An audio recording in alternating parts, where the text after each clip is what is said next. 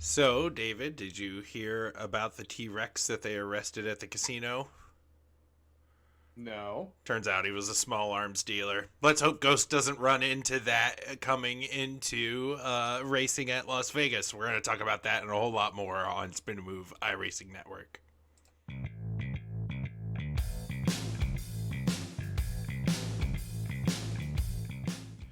One day I will get you on the show, but regardless, welcome to the Spin Move iRacing Network. My name is Zach, and alongside me is my friend David. Say hello to the internet.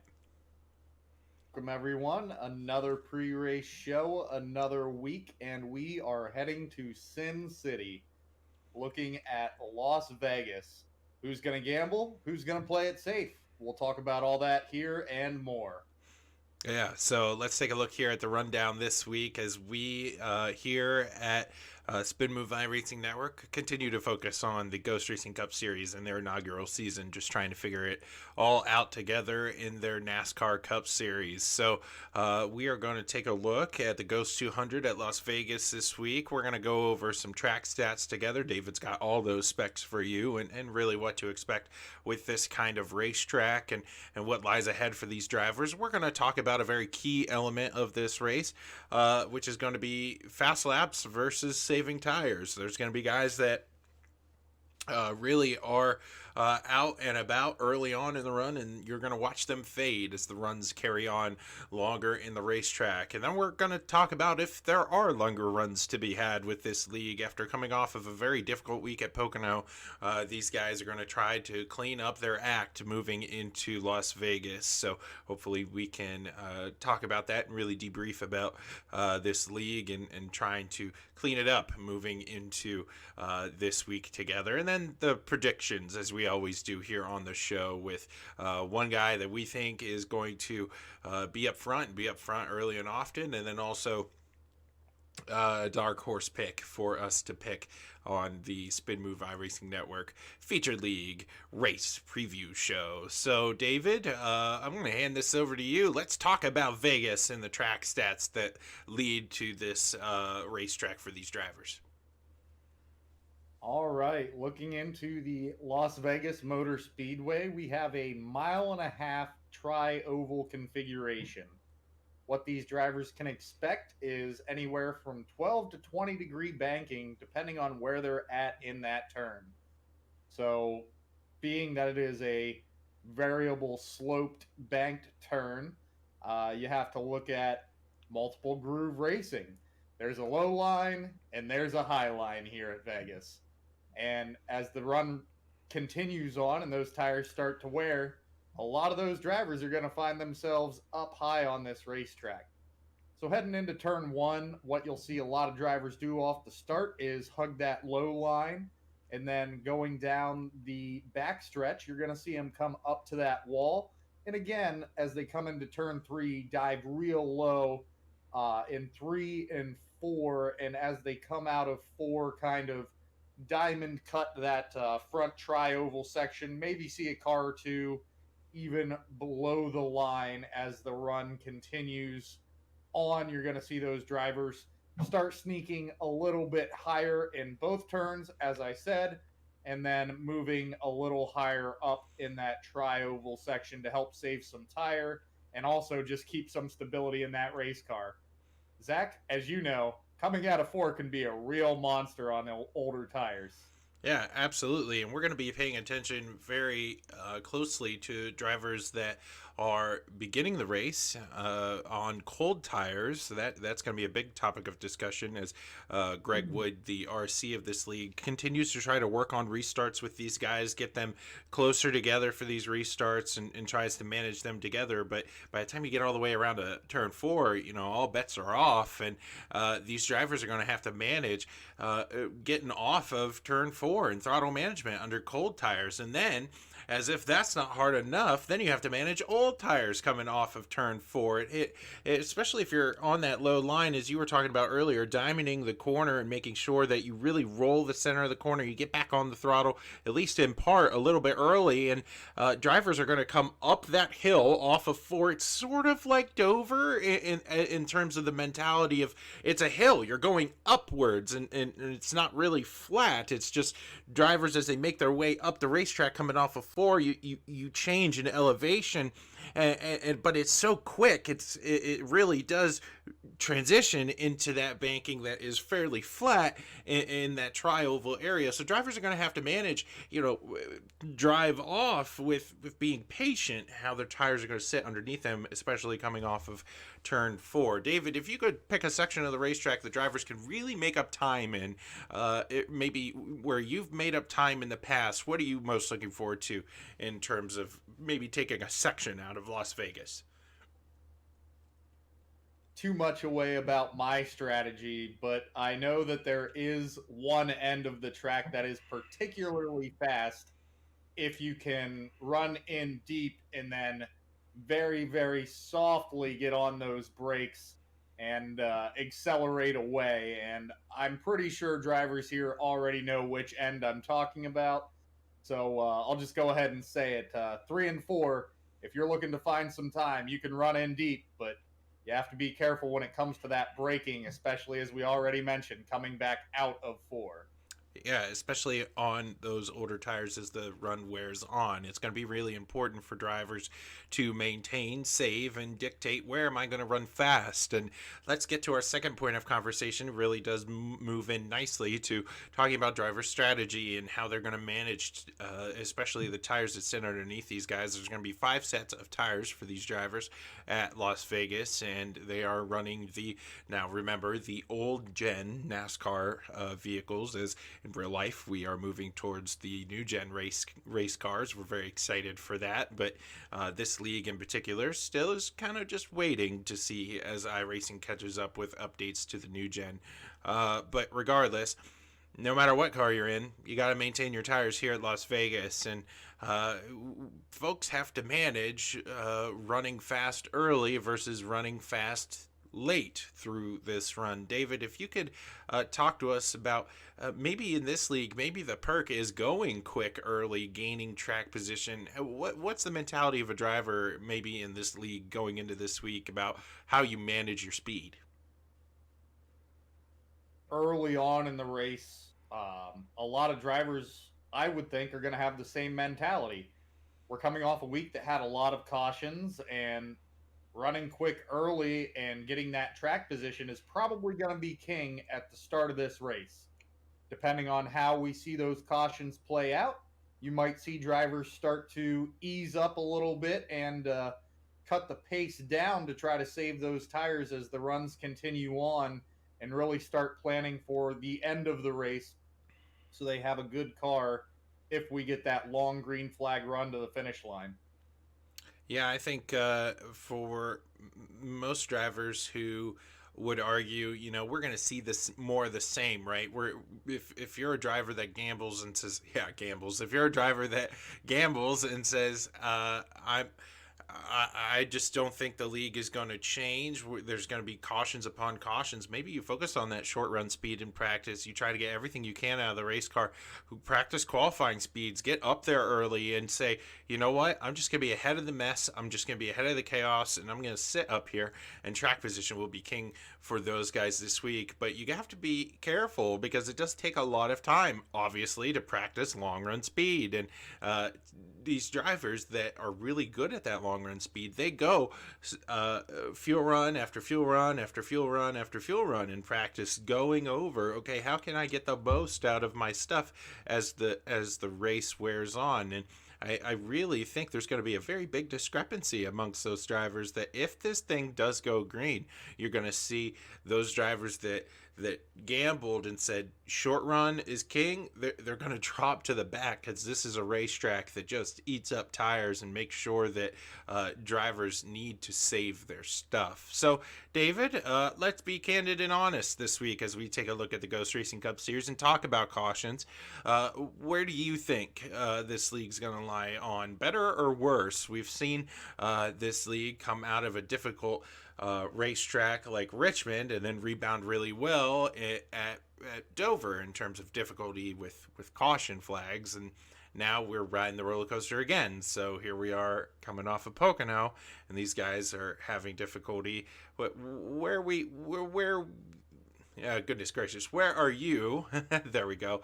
Gonna race mentally here. Is it gonna get better or worse? Discussion this week in the Discord about what are we going to do to help solve these problems. And I'm not sure if it's going to be implemented for this race, but coming up, there is discussion of giving drivers a black flag for too many incident points. If it's not implemented this week, I still expect a lot of drivers to kind of take that to heart and use it as a practice race. If it is implemented, I still expect drivers to be erring on the side of caution and really playing it safe. But where I do expect a lot of those incidents or cautions to come from are cars getting on pit road. We already talked. Corner 4 is very difficult to exit as it is. Now add in that drivers are going to start kind of thinking about pitting in turn 3.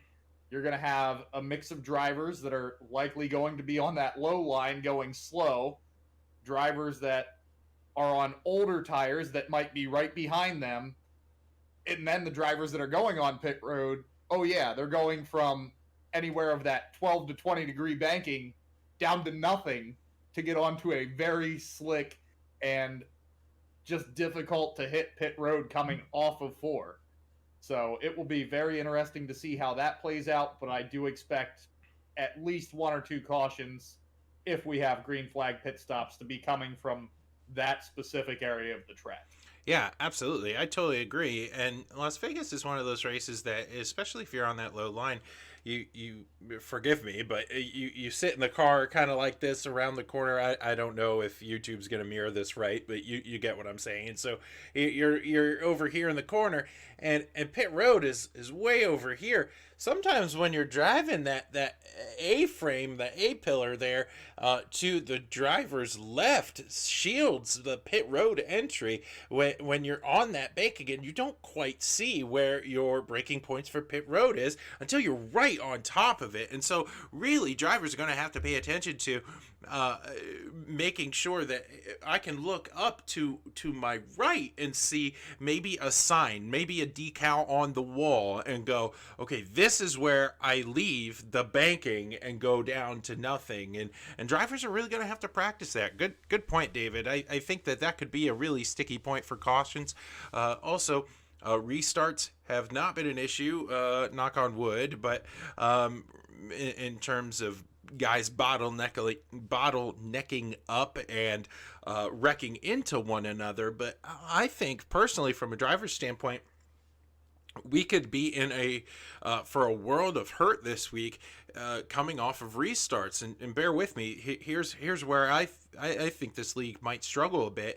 When we take a look at the tracks that this league has had troubles with, we look at Richmond, right, as the racetrack where these guys have struggled mightily, and restarts was a huge issue at Richmond. They especially drivers running over one another and not really launching very well. Well, I think the big reason is that at Richmond, the front stretch is that tri-oval shape, and so drivers are at different lines trying to line up with guys in front of them. You have guys that are just very subtly taking different arcs into the start-finish line section, and then we moved away from that, and we moved to a track like Dover, where on paper it should have been more difficult, right, with the concrete surface. But this league did it really well, and I think the reason for that is because it's a straightaway. It's purely straight, and and then we moved to Pocono, and restarts really wasn't an issue. But here we are moving back to a track that has a tri-oval shape in the front end of the racetrack, where drivers are going to get stacked. They're going to deviate just slightly in how they line up with one another, and I think that could be a big issue for these drivers if they don't practice bunching up together, launching off the restart very well. I'm going to be very curious in practice if anybody takes it upon themselves by saying, hey, you know what, 10, 15 of us, let's go down here to the front stretch and let's just work on restarts and just try to iron that out together, because I think that try over there is really going to cause some issues. It's definitely a tricky section of the track, not completely flat there, but it almost feels, especially when you're driving at speed, so not so much on the restarts, but it feels like that area of the track gets a lot narrower when you start putting cars two or even up to three wide on that front stretch, just because of the way the turn is kind of angled and the start finish line being right in the middle of that tri-oval turn on the front. So it will be interesting.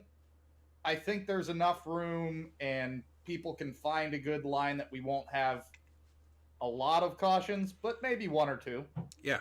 All right. Well, let's take a look here at our predictions, as we always do from week to week here on the Spin Move iRacing Network. You can catch this league on Wednesdays. So when this launches, it'll be today. Over on ESBN's YouTube channel, SRM, those guys over there. If you are in iRacing at all, you know the guys at SRM.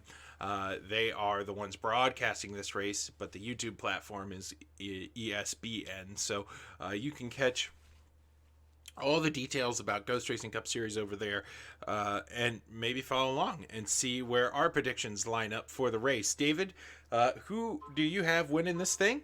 And of course, my pager goes off in the middle of recording. Right here we are, 12:17 in the morning, right, and pager goes off. So regardless, who do you have as a dark horse, and who do you have as your pick for the Ghost 200 at Las Vegas? I'm not 100% sure on who to pick for a dark horse this week, but for sure, one of the drivers that I want to take a good look at is Christian Ruse. He was pretty quick last week at Pocono. Didn't quite have enough to get it done and, finish where he wanted to. But I think he might have some speed here this week and definitely have a good look at a top 5, top 10, and hopefully can get out front and get that win. Somebody else that might be able to pick it up,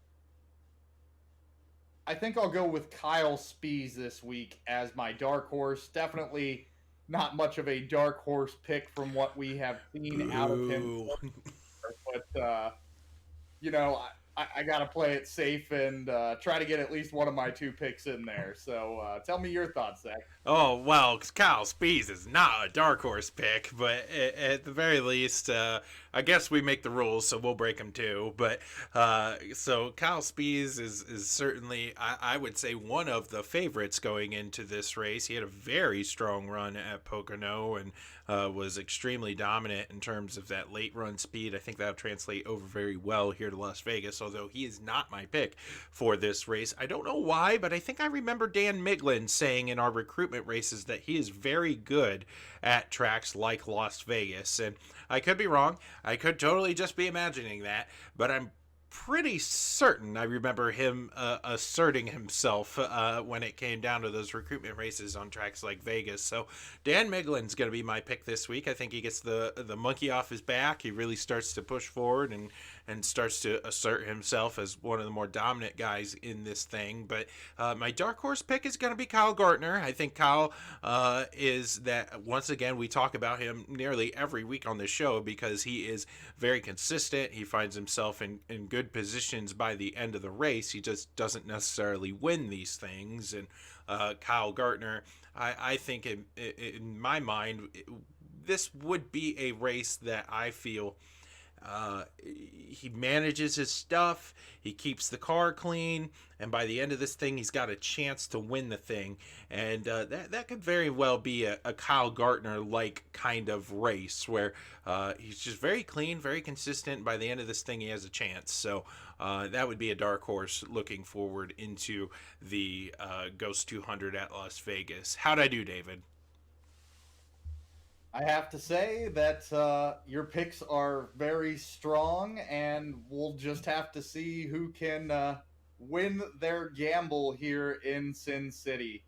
Should be an interesting race, and I'm excited to be in it with you, and looking forward to the post race coverage as well. So, can't wait to see what happens here at the Las Vegas 200. Yeah, absolutely. And if you are interested in any other content that we are getting ready to provide, that we are currently providing here on the channel, the website for us is currently underneath David. So check us out there at our website. And until we meet again here on YouTube, my name is Zach, and for my partner David, it's an honor to cover this with you. And until we meet again, remember to keep on racing.